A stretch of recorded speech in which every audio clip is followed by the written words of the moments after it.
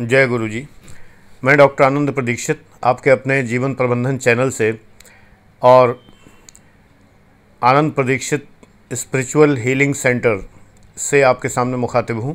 फ़िलहाल अभी spiritual healing centre वास्तविक कॉन्क्रीट फॉर्म में नहीं, आपके सामने यूट्यूब और व्हाट्सएप पर ही और फेसबुक पर चल रहा है।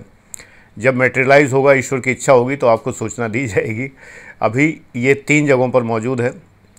स्टार्ट कर दिया गया है। 21 लोगों को मैं जवाब दे चुका हूँ और मैं आज इस वीडियो में ये बताना चाहता हूँ कि स्पिरिचुअल हीलिंग है क्या, मेरी कंसेप्ट स्पिरिचुअल हीलिंग की क्या है, आध्यात्मिक चिकित्सा क्या है। एक वीडियो में मैंने बताया था सेंटर के बारे में। तो सेंटर अभी बिल्डिंग के रूप में अभी कार्यरत होने में बहुत लंबा समय लगेगा, क्योंकि अगर बनाऊंगा तो फिर पूरे मन से बनाऊंगा। तुला राशि हूँ, परफेक्शनिस्ट हूँ, परफेक्शन में विश्वास करता हूँ। काम चलाऊँ, आधा अधूरा काम नहीं करता।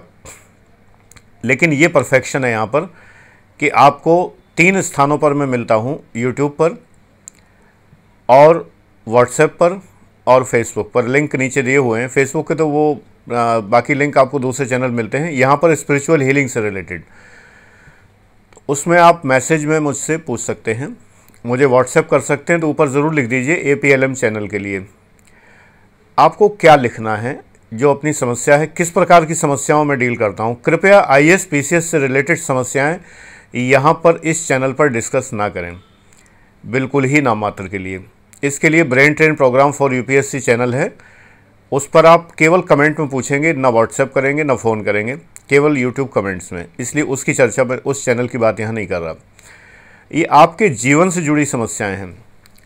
जीवन से जुड़ी समस्याएं आपके, चाहे लव लाइफ से रिलेटेड समस्याएं हों, चाहे आपकी बीमारी से रिलेटेड समस्याएं हों, चाहे आपके संबंधों से संबंधित समस्याएं हों, माता पिता भाई बहन या कुछ भी, जो भी संबंधों की कॉम्प्लिकेशंस की समस्याएं हों, मेरे लिए इतना सब काम करते हुए और इस उम्र में ये एक बर्डन लेना, जो ये किसी की भी समस्याएं सुन के और उनका समाधान करना, ये भी एक बहुत तनाव भरा काम होता है। लेकिन मुझे ईश्वर शक्ति दे, आपकी शुभकामनाएं और आपका विश्वास मुझे शक्ति दे कि मैं ये काम कर सकूं।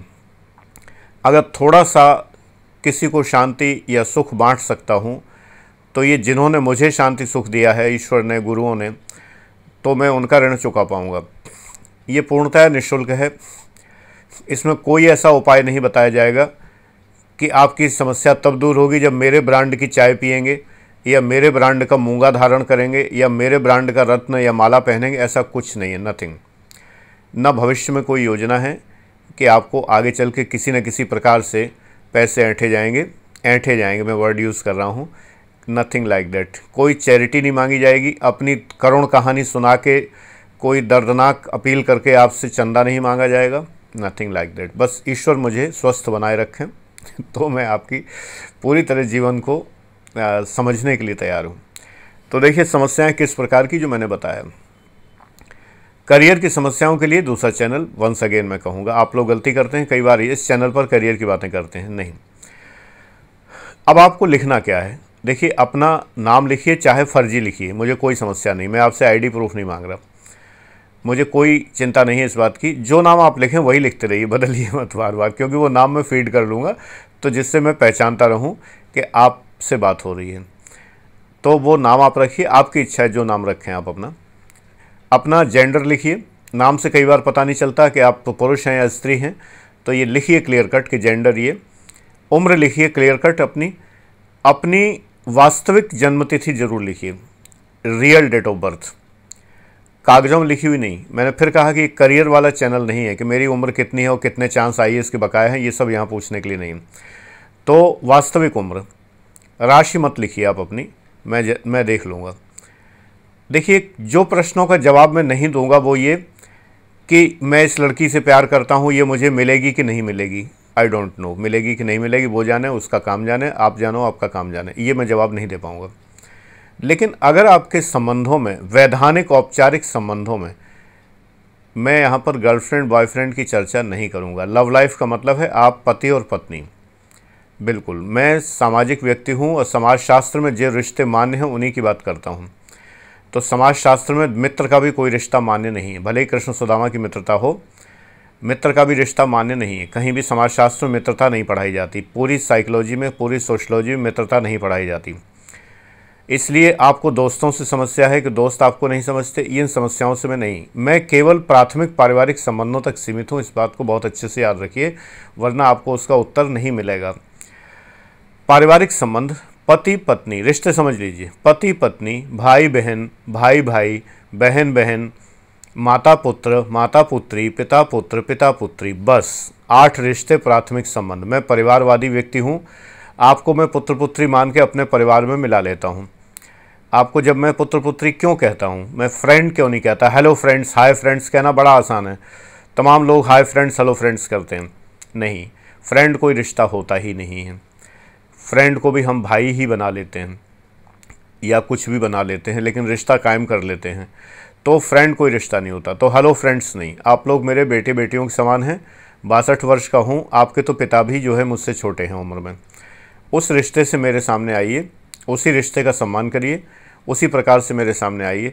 इन 8 रिश्तों के अलावा 9वें रिश्ते की बात मैं नहीं करूँगा, सेकेंडरी रिलेशंस की बात नहीं करूँगा, मैं कजिन्स की बात नहीं करूँगा। मैं प्राथमिक संबंध सुधारिए, द्वितीयक अपने आप सुधर जाएंगे। यारी दोस्ती से मैं दूर रहने के लिए कहता हूँ। मेरा पहला सिद्धांत ही है, आपके जीवन की सारी समस्याएं 2 बातों को लेकर हैं। एक तो दोस्तों को लेकर होती हैं और दूसरी रिश्तेदारों को लेकर होती हैं, यानी लोग को लेकर। ये जो LOG लोग जो है ना, ये आपके जीवन में बर्बादी लाने वाला कारण है। आप हर बात लोग की सोचते हैं, लोगों की, इसीलिए आपके जीवन की अथाह समस्याएं हैं। आप अपना समाधान स्वयं कर सकते हैं, किसी गुरु की ज़रूरत नहीं है। अगर आप ज़रा लोगों की परवाह छोड़ दें, क्योंकि आपको लगता है कि लोग फिर मेरे यहाँ कौन आएगा, ना आए क्या फ़र्क पड़ रहा है, आप अकेले चल सकते हैं। अकेला चलो रे, जब तुम्हारी आवाज़ सुनकर, पुकार सुन के कोई ना आए तो अकेले चलो। याद रखो बच्चों, तुम अकेले नहीं हो, तुम्हारे साथ वो ईश्वर है, परम पिता है। जिस दिन तुम्हें उस परम पिता में विश्वास हो जाएगा, उस दिन तुम लोगों की परवाह छोड़ दोगे। लोग कहीं काम नहीं आते सिवाय आपको फ्रस्ट्रेट करने के। आपकी सारी समस्याएं लोगों को लेकर है, ध्यान से देखिए। तो मैं केवल इन संबंधों की समस्याएं सुनता हूँ।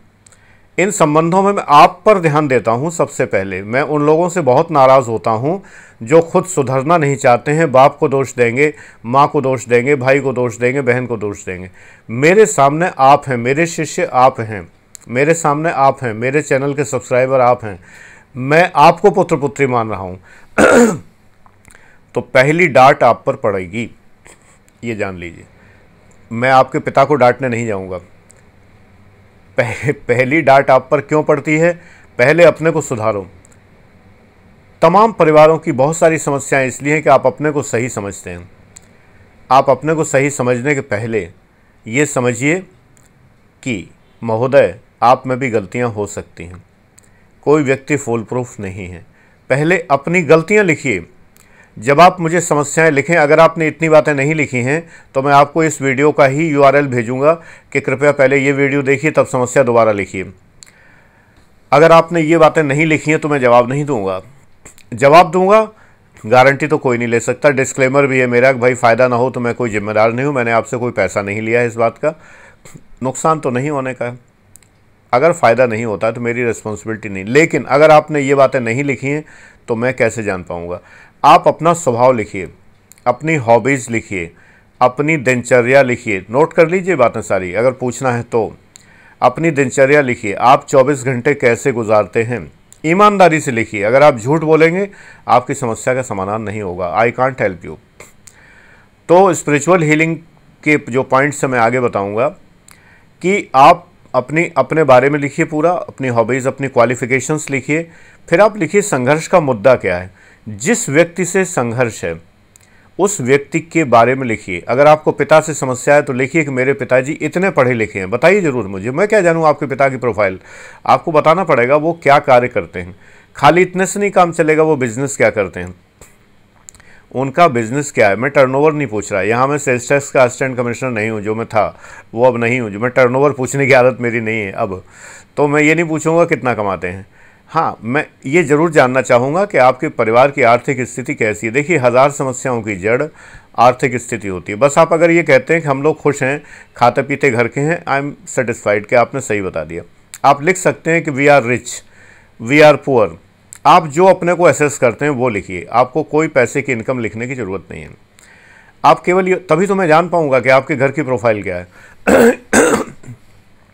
घर में कितने सदस्य हैं, ये वाली बात, और वो सदस्य कौन कौन है, भाई बहन कितने हैं। सिंपली ना तो उनके नाम लिखिए, मुझे कोई ज़रूरत नहीं है जानने की। आयु लिखेंगे तो बेटर है, अगर उनसे समस्या है तो, भाई बहनों से प्रॉब्लम है तो उम्र लिखेंगे तभी पता चलेगा। अब बच्चा है, बच्चे से क्या समस्या होगी। अब बड़ा भाई है जो मैच्योर है तो वो समस्या विचारणी है। तो देखिए, मुझे जब तक आप डेटा फीड नहीं करेंगे, तो मैं कंप्यूटर हूँ तो डेटा प्रोसेसिंग कैसे करूँगा। अगर आप डेटा इंसफिशियंसी हो जाएगी तो डेटा इंसफिशियंसी ना होने दें, लंबा हो जाएगा आपका जो मैसेज आप मुझे भेज रहे हैं, मैं पढ़ लूँगा जब मुझे मौका लगेगा, तब मैं पढ़ लूँगा। मैं बहुत व्यस्त आदमी हूँ, फिर भी ये पंगा मैं ले रहा हूँ, इसीलिए ले रहा हूँ, उस परम ब्रह्म की सेवा करना चाहता हूँ, बस, और कोई बात नहीं, और कोई बात नहीं। न तो आपके घर में झांकने की मेरा कोई इरादा है, या मुझे आनंद लेने का कोई इरादा है, न अब मैं कोई रिसर्च पेपर लिख रहा हूँ। मेरी पीएचडी तो 7 विषयों में हो गई, तो इसलिए अब मुझे न कोई रिसर्च पेपर लिखना है, वो भी मेरा कोई मंतव्य नहीं है।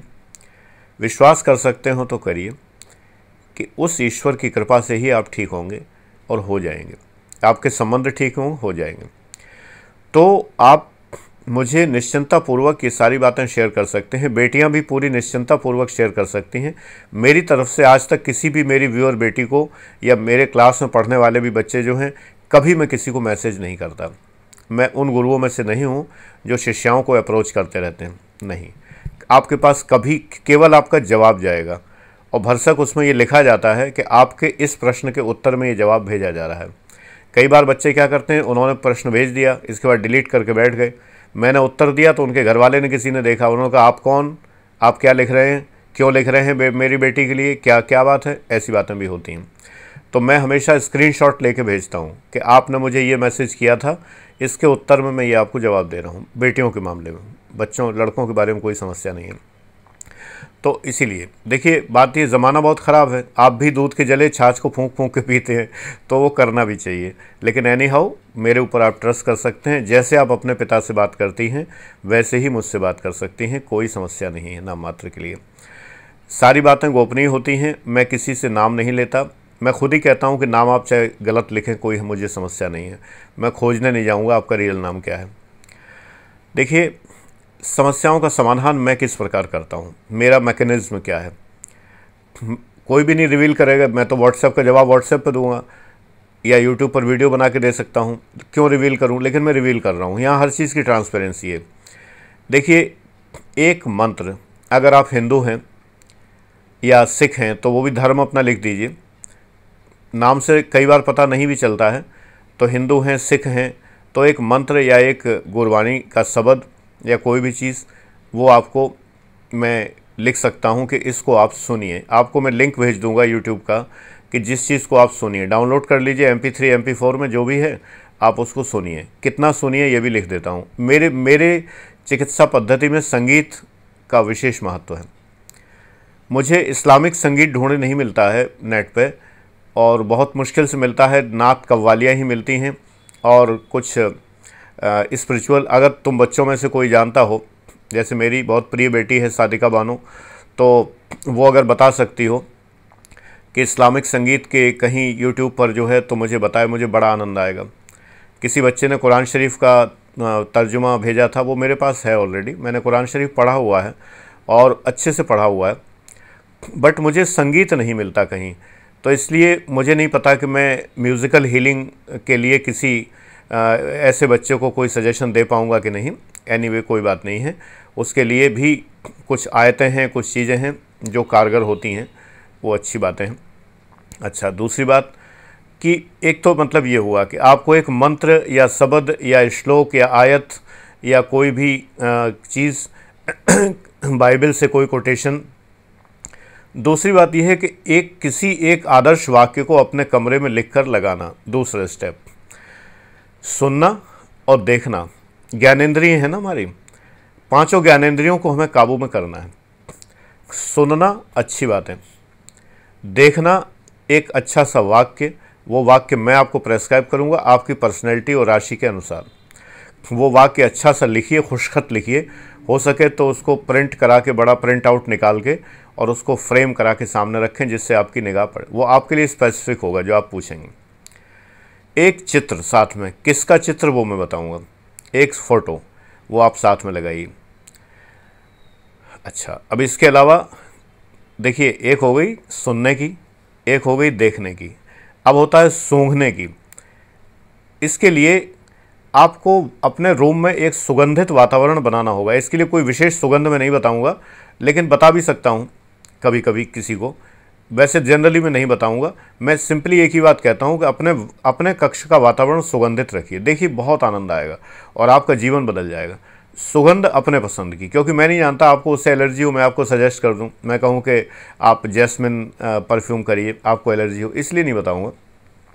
तो आप सुगंधित वातावरण रखें, धूप बत्ती, अगरबत्ती, कोई रूम फ्रेशनर अच्छा सा, कोई परफ्यूम, कोई डियो, कोई भी चीज़, सुगंधों में रहिए, खुशबू में रहिए। सुगंधिम पुष्टिवर्धनम उर्वारों कोई बंधना मृत्यु और मुक्षीय मामृतात, महामृत्युंजय मंत्र में भी सुगंधिम पुष्टिवर्धनम।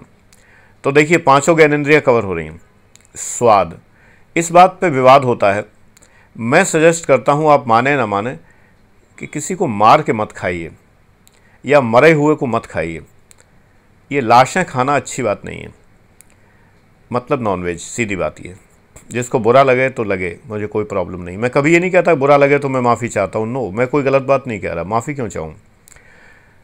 किसी को मार के, एक जीव की हत्या करके आप कर रहे हैं, आपके जीवन में समस्याएं तो आएंगी ही, definitely you will face the problems, you are bound to face the problem because you have killed someone and you are eating daily.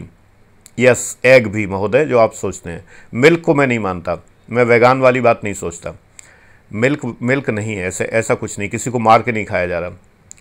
लेकिन अगर आप किसी को मार के खा रहे हैं, या किसी को जो फ्यूचर में जन्म ले सकता है, यहाँ पर मैं कोई तर्क आपका ये नहीं सुनूंगा कि संसार में जीव बहुत बढ़ जाएंगे, बहुत हैं खाने वाले, पशुओं को पशु हैं खाने वाले, आप पशु नहीं हैं। तो स्वाद इंद्रिय थोड़ा काबू रखिए, वेजिटेरियन हो जाइए, बहुत अच्छी बात होगी। अब क्या बचा, सूंघना हो गया, भोजन हो गया, सुनना हो गया, स्पर्श। स्पर्श के लिए सुखद स्पर्श। देखिए जब हम योग में देखते हैं तो सुखासन शब्द आता है, सुख का आसन, सुखासन। ये हठ योग का मतलब कष्ट देना नहीं है, बहुत से लोग समझते हैं। हठ योग में कई जगह आसन ऐसे हैं जिसमें बड़ा आनंद मिलता है। तो सुख, स्पर्श में सुख। अब स्पर्श में सुख कैसा, कपड़े ऐसे पहनिए जो कंफर्टेबल हों, ज़बरदस्ती की टाइट जीन्स, टाइट टॉप, ऐसे कि जो आप मुड़ ना सकें, ऐसी चीज़ें जो कि आपको तकलीफ़ दे रही हैं, कष्ट दे रही हैं, वो मत करिए। ये स्पर्श इंद्रिय है, ये हमारी पांचों ज्ञानेंद्रिय कवर हुई। स्पर्श, घ्राण यानी सूंघने वाली, स्वाद जो मैंने अभी बताया, सुनना और देखना, ये पांचों मैंने कवर की। जब आप पांचों को 5 डायमेंशनल थेरेपी करेंगे, आपके जीवन में सुख तो आएगा ही, आपके जीवन में सुख भी आएगा, आप सुख को अनुभव करेंगे और आपकी स्पिरिचुअल हीलिंग प्रारंभ हो जाएगी। अब एक बात मन की, जो हमारी छठी इंद्रिय है, मन, यही दुष्ट है बहुत बड़ा। इस मन को काबू करिए। ये मन को कैसे काबू करें, होता नहीं, सेक्सुअल थॉट बहुत हावी रहते हैं। देखिए अगर आपको पता है कि सेक्सुअल थॉट हावी रहते हैं और आप इसको बुराई मानते हैं, इसका मतलब आप आधे तो सुधरे हुए हैं ही। उन लोगों से तो बेहतर है जो इसको बुराई मानते ही नहीं हैं। सो दैट प्रोसीड, आप आगे बढ़ जाएंगे, इस बुराई को दूर कर सकते हैं। सेक्स अपनी जगह अच्छा है, आनंददायक है। हम किसी सेक्सी चित्र को देखते हैं तो अगर हमें आनंद होता है तो होने दीजिए, कोई दिक्कत नहीं है। वो तो एक मन की स्थिति है, एक इंद्रिय है। एक पुरुष को एक स्त्री का चित्र देख के अगर आनंद महसूस होता है, या स्त्री को पुरुष का चित्र देख के आनंद महसूस होता है, वो प्राकृतिक ईश्वर ने बनाया हुआ है। लेकिन अगर हर वक्त हम उसी में खोए रहते हैं तो वो ठीक नहीं है, सामाजिक भी नहीं है, मनोवैज्ञानिक रूप से भी ठीक नहीं, समस्याओं की जड़ है, अनावश्यक। अच्छा, दूसरी बात क्या है, मन पर तो आगे बहुत से वीडियो आने वाले हैं मेरे बात ये, मन के हारे हार है, मन के जीते जीत। मन नहीं जीता तो कुछ नहीं जीता। ये पांचों ज्ञानेंद्रियां मन की गुलाम हैं। ये मन ही तो खास है।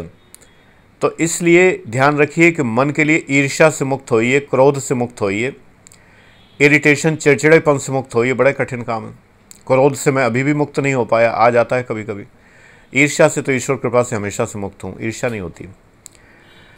चिड़चिड़ापन क्रोध का ही एक उदाहरण है, तो वो होता है।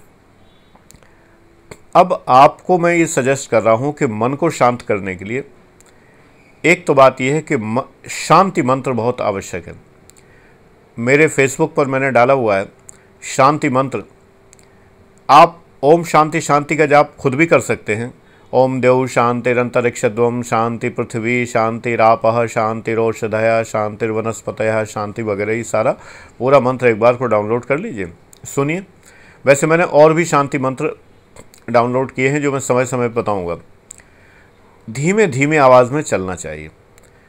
देखिए, आपके घर में कलह का वातावरण है तो वो दूर होगा। अगर आप अपने ही कमरे में सुनते हैं, लोग बड़े प्रसन्न होंगे, चकित होकर देखेंगे, आश्चर्य होकर देखेंगे इस लड़के या इस लड़की को हुआ क्या है। पहले लोग मजाक बनाएंगे, बना दीजिए। जो अच्छे रास्ते पर चलता है उसका मजाक बनता है, मेरा नहीं बनता। दुनिया के लोग मेरा मजाक बनाते हैं, गालियाँ भी देते हैं, बकवास भी करते हैं, वो तो होगा। इसका मतलब लोग आपकी कॉग्निजेंस ले रहे हैं। आप उस भीड़ में एक नक्षत्र की तरह अलग दिख रहे हैं, तभी तो आपकी आलोचना हो रही। तो अपने घर में अगर आपकी आलोचना होती, means people are taking cognizance of you, your presence, so that if they are taking cognizance, वो आपको संज्ञान ले रहे हैं तो अच्छी बात है। जब आप अपने कमरे में धूप दीप अगरबत्ती और आप संगीत सुनेंगे शांत प्रिय और अच्छे ढंग से, आप एक बार को ध्यान मग्न होकर बैठेंगे, 5 मिनट ध्यान करने की कोशिश करेंगे। भले ही ध्यान करते समय कोई और आए, कहीं कोई जाए, कहीं ध्यान में कुछ भी आए, लेकिन धीरे धीरे करके लगने लगेगा। सुन के देखिए, एक ओंकार सतनाम 45 मिनट का पूरा जो है, चाहे किसी भी आवाज़ में सुनिए। मैंने तो लिंक डाले हुए हैं इस वीडियो के नीचे भी, अगर याद रहा तो मैं डाल दूंगा, नहीं मुझे याद दिला देना कमेंट में। तो मुझे लिंक डालने हैं बहुत सारे, अपने फेसबुक के लिंक डालने हैं कमेंट्स में, और आपके लिए मुझे शांति मंत्र और ये ओंकार सतनाम, इन सब के वो लिंक यूट्यूब के डालने हैं। अगर न याद रहे तो आप याद दिला दीजिएगा। तो उनको सुनने से एकदम सहज जीवन बदल जाता है। मेरा बदला है। जब कोई स्वयं किसी चीज़ का साक्षी होता है तो आपको एक संतुष्ट ग्राहक तो मिलता है किसी चीज़ का, एक सेटिस्फाइड कस्टमर। मैं किसी दुकान में फ्रिज खरीदने जा रहा हूँ, एक आदमी आ रहा है, वो फलानी कंपनी का फ्रिज खरीद के निकल रहा। मैं कहता हूँ भाई साहब ये ठीक है निकला, ठीक आपने ख़रीदा, ठीक है। वो कहता है बहुत बढ़िया, मेरे पास एक और है, बहुत अच्छा है। मैं दौड़ के ख़रीद लेता हूँ।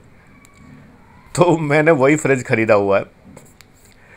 मेरे जीवन के सारे परिवर्तन का जो पूरा श्रेय है सबसे अधिक, वो इस एक ओंकार सतनाम को है। बहुत बदली है लाइफ मेरी, बहुत बदली है, बहुत चेंजेस आए हैं, सकारात्मक परिणाम आए, जीवन में सकारात्मक परिणाम आए, परिवार में सकारात्मक परिणाम आए हैं। सुन के देखिए, परम ब्रह्म की उपासना है सीधे सीधे। गुरु तेग बहादुर जी की बारे में वाणियाँ हैं, गुरु गोविंद सिंह जी की वाणियाँ हैं, गुरु नानक जी की तो अद्भुत हैं, भरी पड़ी हैं तमाम सारी, बहुत सारी। मैं तो अपने फेसबुक के पेज पे सब जितने भी हैं, इतने सुंदर कव्वालियाँ हैं, इतने सुंदर नात हैं, नुसरत फ़तेह, अल्लाहू, सुन के ट्रांस आ जाता है एकदम। इधर ऐसा लगता है सूफी लोग डांस कर रहे हैं चारों ओर, जो है वो घूम घूम के इस तरह से, अल्लाहू अल्लाहू अल्लाहू। बहुत ज़बरदस्त है सुनने में। आज रंग है नुसरत फ़तेह अली खां का, आज रंग है, उनके आबिदा परवीन की आवाज़ में भी है। कोक स्टूडियो वाला मुझे शांति नहीं देता, पता नहीं क्यों, उनका कोई भी म्यूज़िक मुझे शांति नहीं देता, वो थोड़ी झमाझम ज़्यादा होती है उसमें तो अच्छा लगता है वैसे अलग मूड में, लेकिन जब शांति की ज़रूरत होती तो कोक स्टूडियो मेरा काम नहीं कर पाता। बल्कि अनप्लग्ड हो तो बहुत अच्छा है, जिसमें कोई म्यूज़िक ना हो, अनप्लग्ड मिले तो बहुत अच्छा है।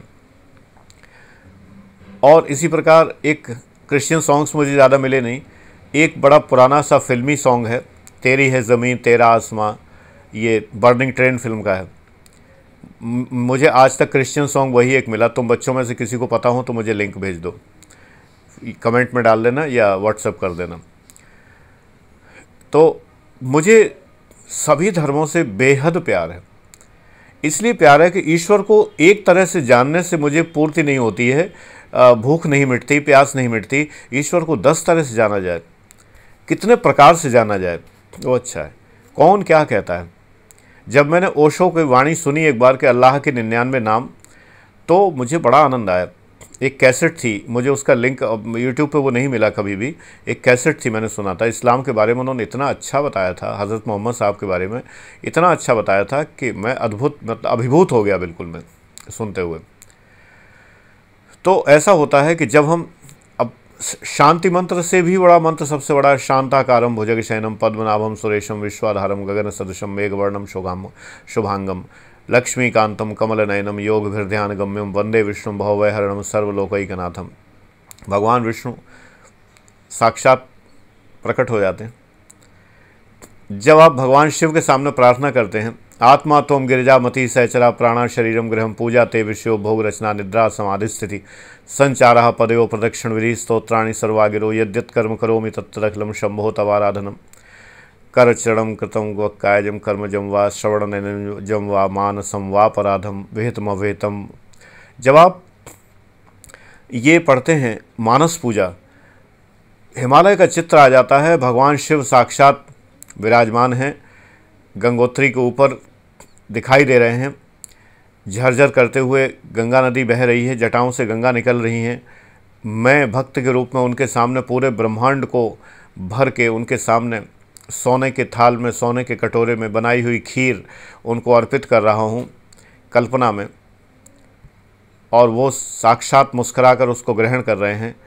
और मैं उनको बता रहा हूँ कि आपने मुझे भेजा है धरती पर, मैं जो कर रहा हूँ वही आपकी आराधना है, वही आपकी पूजा है। जो कुछ मैं करता हूँ वही आपके श्लोक हैं, वही आपकी आराधना है। अद्भुत रस मिलता है, अद्भुत शांति मिलती है। जीवन तो सुधर जाएगा, तुम जीवन को बदलो। तो मेरी बात, एक बात याद रखिए, इस बात को आप अपनी डायरी में लिख लीजिए। If you are not changing your present then your future can not change. यदि आप अपने वर्तमान को बदलने के लिए तैयार नहीं हैं, आपका भविष्य कभी नहीं बदलेगा। Change your present, your future will change automatically, because future is a function of present. वर्तमान का ही फलन है भविष्य। आप वर्तमान नहीं बदलेंगे, भविष्य नहीं बदलेगा। इसलिए वर्तमान बदलिए। स्पिरिचुअल हीलिंग करने के लिए मैं तैयार हूँ। तो मैं ये बातें बताऊँगा, प्लस आपके जीवन के बारे में सजेशन दूंगा। मैं आपको डांटूंगा, मैं डांटना वर्ड बार बार यूज़ कर रहा हूँ। आप गलती करेंगे, मैं डांटूंगा बिल्कुल। मैं कहूँगा आपकी गलती इस तरह से, आप बाज आइए सब करने से। इसलिए ढिठाई नहीं, अपने को सुपीरियर समझ के कि बाप से भी मैं ऊपर हूँ, माँ से भी मैं ऊपर हूँ, दुनिया से ऊपर हूँ, ऐसे लोगों को मैं ब्लॉक कर देता हूँ। मैं लाइक नहीं करता, जवाब दे के ब्लॉक कर देता हूँ। इसलिए कि जब आप दुनिया सुपीरियर हैं तो मेरे पास क्यों आ रहे हैं। आप बने रहिए सुपीरियर। आपको विनम्र होकर आना पड़ेगा। आप अगर रिश्ते सुधारना चाहते हैं तो initiative is yours. I am not going to tell your daddy, not going to tell your mom, I am going to tell you only. मैं सिर्फ आपसे कहूँगा। रिश्ता मैंने तुमसे कायम किया है, उनसे नहीं। वो मेरे सामने नहीं है, मेरे सामने तुम हो। तो जो मेरे सामने है उसी से तो कहूँगा। मेरा बच्चा अगर मोहल्ले से गलती करके आएगा तो मैं अपने बच्चे को डांटूंगा। तो तुम अपने बच्चे हो तो मैं तुमसे कहूँगा कि तुम्हारी ये कमी है, तुम ये गड़बड़ी कर रहे हो, अपनी कमी दूर करो पहले। जिसको डांट का बुरा नहीं लगा वो पार उतर गया, समस्या से पार हो गया, समस्या समाप्त। एक बात ध्यान रखिए, स्पिरिचुअल हीलिंग तभी होती है जब आप विनम्र हो जाएं। अगर आप ईगोइस्टिक हैं, अगर आपके अंदर ईगो है, अगर घमंड है, तो कभी स्पिरिचुअल हीलिंग नहीं होगी। आपको विनम्र, मेरे प्रति नहीं, जिनसे समस्या है उनके प्रति भी। मुझे ध्यान है कि एक बार मोहल्ले में मेरे पिताजी की कुछ झगड़ा हो गया पड़ोसी से किसी बात को लेकर। उन्होंने, मेरे पड़ोस में एक प्लॉट था, खाली प्लॉट पड़ा हुआ था, उसमें उन्होंने गोबर भर दिया पूरा। उनके यहाँ भैंस थी, बहुत सारा गोबर इकट्ठा रोज़ करने लगे, तो बदबू के मारे हम लोग बैठ नहीं पा रहे थे। उनसे कहा तो वो लड़ने पर आमादा हो गए। पिताजी ने पुलिस में रिपोर्ट कर दी, रातों रात उनको गोबर उठाना पड़ा। अब वो दब गए बहुत ज़्यादा, इस बात से घबरा गए। तो पिताजी ने उनसे कहा कि आपको अगर इस बात से तकलीफ़ हुई है तो मैं आपसे माफ़ी चाहता हूँ। तो वो व्यक्ति ये समझ नहीं पाया कि ये माफ़ी चाहना इनकी विनम्रता है वो नहीं समझ पाया, उसकी बुद्धि इतनी नहीं थी। मुझे वो घटना बचपन की याद है। तो मैंने पिताजी से पूछा कि आपने रिपोर्ट लिखाई और इनको जेल ही भिजवा दिया होता अगर वो हटाते नहीं, लेकिन फिर आपने माफ़ी क्यों मांगी? बोले कि उनको तकलीफ़ हुई ना मेरे काम से, लेकिन वो गलती कर रहे हैं। जैन मंदिर में लाउड स्पीकर लगे थे, मेरा हाई स्कूल का एग्ज़ाम था, वो लोग नहीं हटा रहे थे। पिताजी ने पुलिस में रिपोर्ट की, पुलिस आई, लाउड स्पीकर हटवा दिए। भाई आपको आराधना का अधिकार है, लेकिन आराधना लाउड स्पीकर पर थोड़ी होती है। पब्लिक न्यूसेंस एक्ट है, धारा 144 लगी हुई थी। 10th के एग्ज़ाम होते हैं तो धारा 144 लगी होती है, आप लाउड स्पीकर नहीं लगा सकते धार्मिक स्थान पर भी। तो काफ़ी लोग नाराज़ हो गए। पिताजी ने बाकायदा मंदिर में जाके जब सब लोग पूजा के लिए इकट्ठे थे तो उनसे कहा कि आप लोग ये क्यों नहीं समझते कि बच्चे का एग्ज़ाम है और ऐसे बहुत से बच्चों का एग्ज़ाम है। मैं क्षमा प्रार्थी हूँ इस बात के लिए कि आपको तकलीफ़ पहुँची। खैर वो भले लोग थे, अच्छे लोग थे, व्यापारी लोग थे, पढ़े लिखे भी थे, समझ गए। तो उन्होंने मेरे पिताजी की इस बात को, क्षमा याचना को सही समझा। मेरे पिताजी ने कहा कि जैन धर्म में तो क्षमावाणी सबसे बड़ी चीज़ है। तो मैं वही मानते हुए क्षमा आपसे मांगता हूँ कि इस बात के लिए मुझे क्षमा किया जाए, लेकिन ये मेरी मजबूरी है कि बच्चे के भविष्य के लिए मुझे ये करना। लेकिन हाँ, उस घटना के बाद मैंने अपनी आदत बना ली कि मैं संगीत सुनते हुए पढ़ता था, और उस ज़माने में हेडफोन नहीं होते थे, मैंने अपना हेडफोन बनाया था। तो मैं बताऊं कैसे, एक बस आधा मिनट ले रहा हूं कि मैंने जो स्वर्णकार लोग जो होते हैं, कंगन रख के जिस डिब्बे में देते हैं, कंगन होते हैं ना महिलाओं के, एक छोटा सा गोल डिब्बा होता है, ऐसे 2 डिब्बे खरीद लिए। मेरे पड़ोस में एक स्वर्णकार थे तो उनसे मैंने 2 डिब्बे खरीद लिए, खाली, कंगन थोड़ी खरीदता, तो खाली डिब्बे मैंने खरीद लिए। फिर उसको पेचकस गर्म करके छेद किए, और एक जो है 3 इंच का स्पीकर या 2 इंच का होगा, 2 स्पीकर खरीदे, उसमें चिपकाए, फेविकॉल टाइप की चीज़ होती थी उन दिनों, उससे क्विक फिक्स से, और तार जोड़े उनमें, और रेडियो से वो जोड़ के तो कानों पे एक डिब्बा इधर लटका लिया, एक डिब्बा इधर लटका लिया, और वो मैं सुनता था। अपना हेडफोन खुद बनाया था मैंने और तारों से बांध लिया था उसे। बड़ा सुंदर सा लगता था देखने में, आवाज़ बड़ी अच्छी थी। बाहर की ध्वनि मुझे नहीं आती थी। उस पर मैंने एक वो लगा लिया था, फोम की जगह उस समय नमदा कहलाता था, नमदा होता था, फोम नहीं होता था उन दिनों, नमदा होता था। कॉर्क होती थी एक, कॉर्क चौड़ी वाली, वो लगा ली। तो बहुत अच्छे ढंग से, मुझे बाहरी आवाज़ आती ही नहीं थी, और उस दिन की म्यूज़िक की मुझे आदत पड़ी है, वो आज तक नहीं गई है। बी इनोवेटिव, आप हर चीज़ में इनोवेटिव होइए। इनोवेशन लाइफ का स्पाइस है, जीवन का स्पाइस है, उसको अपनाइए। तो स्पिरिचुअल हीलिंग के लिए तैयार हो जाइए। आपको जो समस्याएं हों, आप मुझे 9810257742 पर व्हाट्सएप कर सकते हैं। कॉल हरगिज़ ना करिए, बिल्कुल, मेरे पास समय नहीं है, तुम ही लोगों के लिए बिजी हूँ, कॉल मत करिए। जवाब जब मिलेगा मिल जाएगा, निश्चिंत रहिए, मिलेगा ज़रूर। ये वाला APLM लिख के अगर आप भेजेंगे, व्हाट्सएप करेंगे, वो डिलीट नहीं होगा, ठीक है। करियर के प्रश्न इस चैनल पर नहीं पूछेंगे आप, बिल्कुल, वो केवल आपको brain train programme for UPSC and PCS वाले चैनल पर यूट्यूब के कमेंट्स में पूछना है, खाली जो भी पूछना है। थैंक यू वेरी मच बच्चों, गॉड ब्लेस यू। ईश्वर तुम्हें सद्बुद्धि दे और तुम्हारे जीवन को वैसा बनाए जिससे तुम्हें भविष्य में सुख मिले। Thank you.